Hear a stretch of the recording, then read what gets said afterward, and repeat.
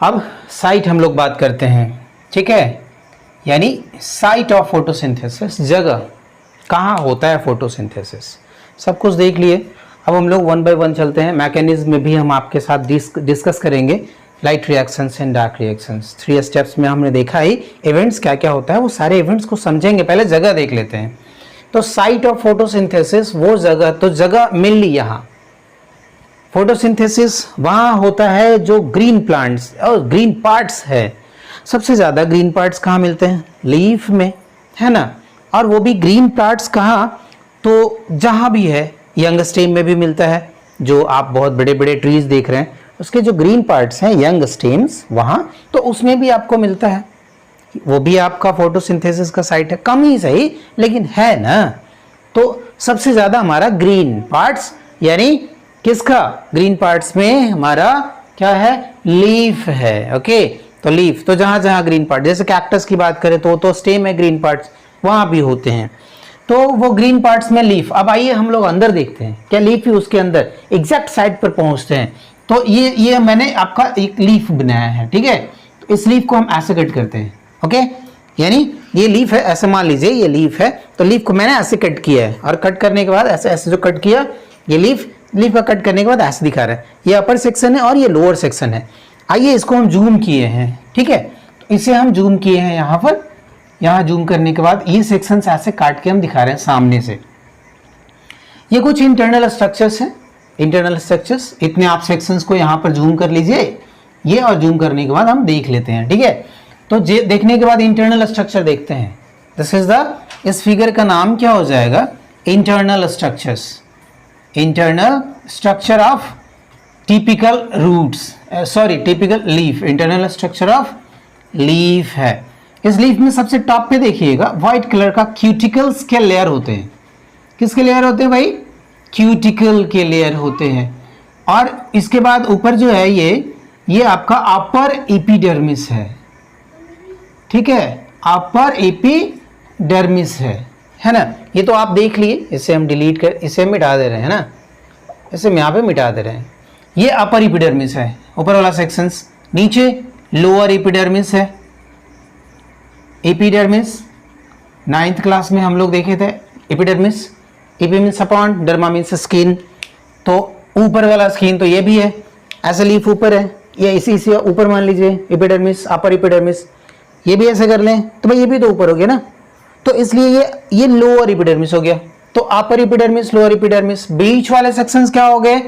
तो ये जो बीच वाले सेल्स हैं इसे मैंने कह दिया क्या? मेसोफिल। क्या है? मेसोफिल। देखिए यहाँ जो मेसोफिल है ना, तो फिल यानी जो ये रिप्रेजेंटेशन है फिल का मतलब लीफ होता है, और मेसो मीन्स मिडिल, यानी लीफ के बीच में जो मिडिल सेक्शंस में जो सेल्स हैं उसमें क्या बोलूंगा? मेसोफिल बोलेंगे। ओके, मेसोफिल में भी देखिए अरेंजमेंट देखिए भाई, इसमें और देख लेते हैं हम। ये इसे आप देख लीजिए, ये चीज क्या है? स्टोमेटा है। बड़े अच्छे तरीके से जानते हैं, यहाँ पर स्टोमेटा 9th में पढ़े कि ये पोर्स होता है, छोटे छोटे क्या होते हैं? पोर्स होते हैं, गैसेस एक्सचेंज होता है, वाटर लॉस होता है, तो ये स्टोमेटा है। हम इसके आगे भी देखेंगे डायग्राम स्टोमेटा का, ओपनिंग एंड क्लोजिंग कैसे होता है भाई, ओपनिंग एंड क्लोजिंग। तो अब हम स्टोमेटा, ये नीचे देख लिए, ऐसे बहुत सारे होते हैं, मैंने 2 रिप्रेजेंट किया, ये भी स्टोमेटा है, ये भी स्टोमेटा है। तो स्टोमेटा नीचे क्यूटिकल्स नहीं होते, क्यूटिकल के लेयर नीचे नहीं होता, डाउन साइड में नहीं होता है, बॉटम में नहीं होते, है ना। लीफ ऐसे रहता है, तो क्यूटिकल अपर सरफेस पे होते हैं। वाटर लॉस से बचाता है ना क्यूटिकल, ऊपर से वाटर लॉस नहीं होने देता है, सनलाइट ऊपर आएगा, ट्रांसपीरेट हो जाएगा बहुत ज्यादा, इसलिए क्यूटिकल होते हैं। वैक्सी लेयर होता है क्यूटिकल का, है ना। क्यूटिकल जो केमिकली अगर देखेंगे तो वो फैट होते हैं, वैक्स के बने होते हैं, ताकि वो वाटर बाहर ना निकले, ठीक है। तो ये क्यूटिकल हो गया। इसके बीच में मैंने बोला ये, सॉरी नीचे स्टोमेटा, बीच वाले क्या बोले मैंने? मेसोफिल बोला, ये ठीक है, ये मेसोफिल है। मेसोफिल में भी अरेंजमेंट देखिए, ये एक सेल है, 1 2 3 ऐसे ऐसे पिलर लाइक अरेंजमेंट है ना। ये पिलर लाइक है, चलिए इसको मिटा देते हैं ऐसे साइड। तो ये पिलर लाइक अरेंजमेंट है, तो पिलर लाइक को मैं बोल रहा हूँ क्या? ये पैलिसेड है। क्या है भाई?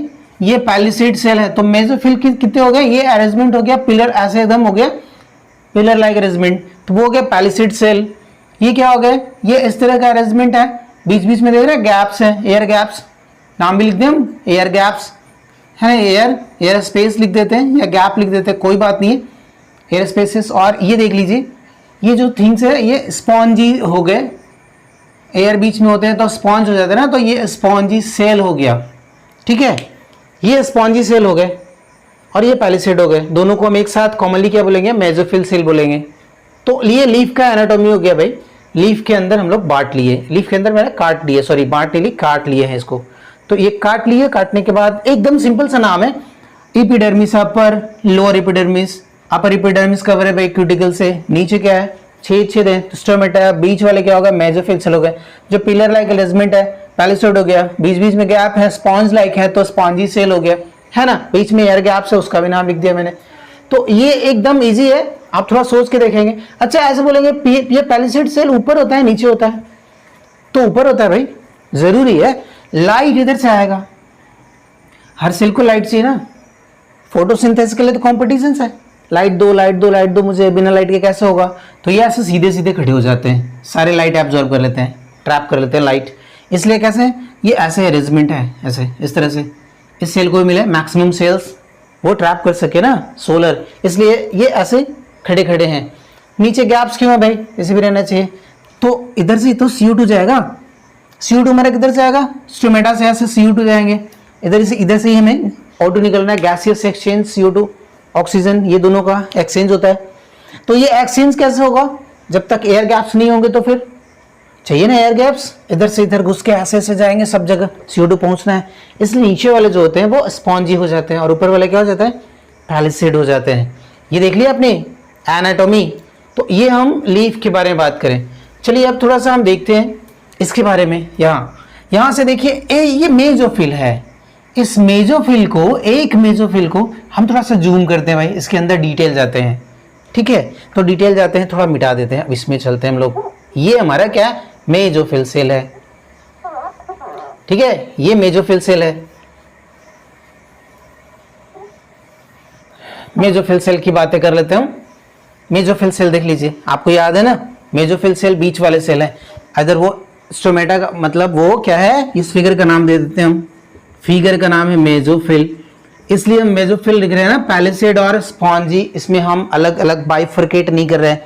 ये एक प्लांट का सेल है मेसोफिल सेल, स्पॉन्जी हो या फिर पैलिसेड हो, दोनों एक ही तरह से होते हैं। तो इसमें आप देखिए क्या है, ये मेसोफिल सेल एकदम बाकायदा सेल का है, बहुत सारे नोमेनक्लेचर कितना लिखेंगे हम।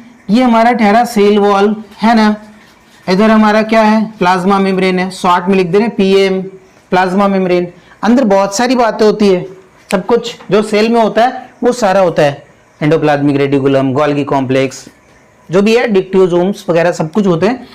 और ये बीच में सेंट्रल वैक्यूल है ना, ये सेंट्रल वैक्यूल है, राइट, ये सेंट्रल वैक्यूल है भाई, ये बीच में बड़ा सा, जानते हैं ना सेल में बहुत बड़े होते हैं सेंट्रल वैक्यूल, 80 to 9%।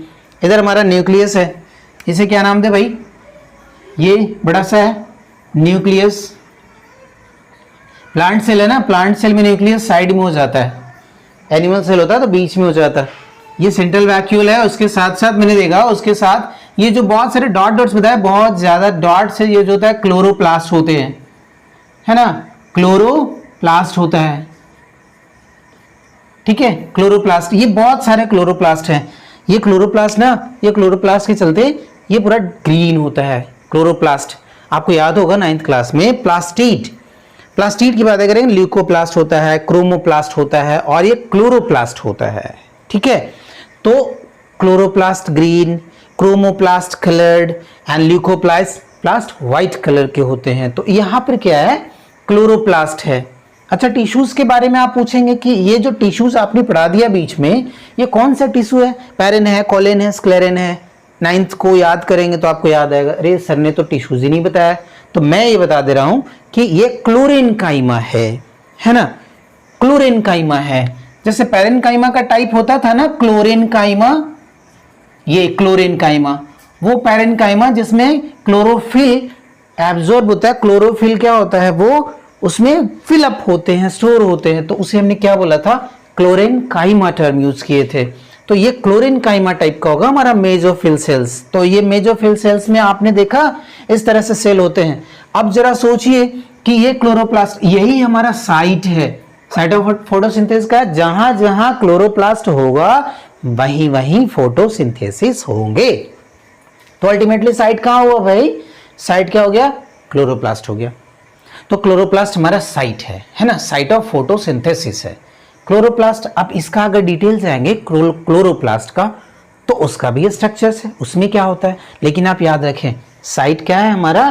क्लोरोप्लास्ट है, ठीक है। ये रहा हमारा क्लोरोप्लास्ट का डायग्राम। क्लोरोप्लास्ट का डायग्राम ये 9th की बातें हैं, 9th में भी है, लेकिन मुझे यहां जरूरत है ना, तो ये क्लोरोप्लास्ट है। फिगर का नाम क्या दे दें हम? फिगर का नाम दे देते हैं स्ट्रक्चर ऑफ क्लोरोप्लास्ट। आइए क्लोरोप्लास्ट को डिस्कस कर लेते हैं। स्ट्रक्चर ऑफ क्लोरोप्लास्ट, ये क्लोरोप्लास्ट है। वही ग्रीन डॉट्स, अभी मेसोफिल सेल्स में देखा था ग्रीन डॉट्स, वही ग्रीन डॉट्स को जूम किए हैं, और जूम करने के बाद जब अंदर देखते हैं तो अंदर ये डबल मेम्ब्रेन है। क्लोरोप्लास्ट कैसा होता है? ये मेम्ब्रेन है ना, ये आउटर है और this one is a inner. क्या है ये? मेम्ब्रेन है, राइट। इसके अंदर जो लिक्विड होते हैं इसे हम स्ट्रोमा कहते हैं, इसे हम स्ट्रोमा कहते हैं, ठीक है। कोलोइडल है, क्रिस्टल्स भी हैं इसमें, क्रिस्टलो कोलोइडल सब्सटेंसेस, मैट्रिक्स कह सकते हैं आप। लिक्विड पार्ट जब सेल ऑर्गेनेल्स के अंदर है तो मैट्रिक्स टर्म हम यूज कर लेते हैं। तो ये क्लोइडल मैट्रिक्स है, बट यहाँ पर एक अलग सा नाम है, इसका नाम क्या है? स्ट्रोमा।